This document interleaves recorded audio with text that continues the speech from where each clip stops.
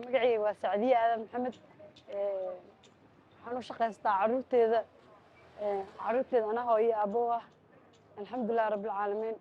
baabuurta dhaqaa waan shaqo adag way u adagtaa aniga haween ahaan aaday ugu adagtaa laakiin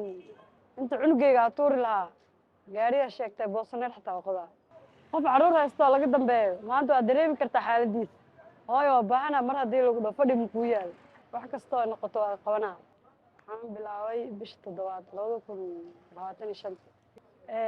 aroortii soo baxaa 12 markaa ilmaha quraac u samaysto oo ka soo tagaa qayb dugsiga u dirtaa qaybna guriga ugu soo tagaa oo ku laabtaa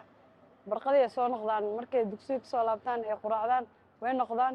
waa u joogaa ilaa iyo duurkii haddana waxaa soo baxaa 12 haddana shaqaystaa waa laabtaa marmarna waan helaa marmarna waan waayaa waxaa ka bilaabaa waddada istaagaa gawaarida waa istaajiyaa abuu maxaa dhahaa gaariga makuu dhaqaa may gabar Soomaaliyeed tahay gaariga manoo dhaqaysid badanaa waa liiga tagaa markii oo wiilasha ay helaan oo kale oo aagas ka shaqeynayo oo kale ay helaan oo kale ka faa'iideystaa wiilasha haddaa dhaho abuu 2 gaariysi ama 1 gaariysi way ii ogolaadaan inta badan gabar ma gaari ku dhaqaysa isleeyihiin way ii gudbayaan qaarna waxay ku dhahayaan haye alxamdulillaah way u filan tahay nolosheeda kaasasa alxamdulillaah inta badan marna hela marna waayo waan ku baxsadaa gawaarida hadda kan oo kale waxaa lagu dhaqaa $3 kana waxaa lagu dhaqaa 5 ani suuq ma fahansaneyn hadda fahmay wiilasha ay sheegeen aan $2 ku dhaqi jiray kan iyo kanba ragga waxay iska dhahayaan waxaan ma qaban kartaa iska dhaaf anaga guursanayno ani guri ma soo bixin guri hadaaro boqolaal aqaana guursan lahaa caruurteeda kaliya inaa korsada diyaar u ah bataatanbo nimanka oo guursanayna ay dhahay oo ku dhifsaday inay iga dhaafaan jeclaan lahaa waxay ku dhahayaan waxaas shaqo dumar maahan